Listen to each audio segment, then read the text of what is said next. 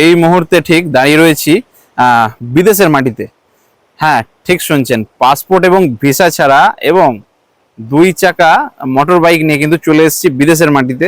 এটা দেখতে পাচ্ছেন আমাদেরই ভারতবর্ষের একটা প্রতিবেশী রাষ্ট্র, প্রতিবেশী দেশ, যার টাকা আলাদা, যার বাহিনী আলাদা, সবকিছু আলাদা এবং প্রকৃতি কিন্তু আমাদের সাথে অনেকটা মিল আছে। এই জায়গায় ঠিক দাঁড়িয়ে রয়েছি এখন আমাদের প্রতিবেশী রাষ্ট্র ভুটানের মাটিতে। এই জায়গাটা দেখছেন ফোয়েন্টসলিং, এই জায়গা আমাদের ভারতবর্ষের এবং পশ্চিমবঙ্গের এই পাহাড়টার পিছনেই ঠিক জয়গাঁও বলে একটা জায়গা আছে, যেটা আলিপুরদুয়ার জেলাতে অবস্থিত।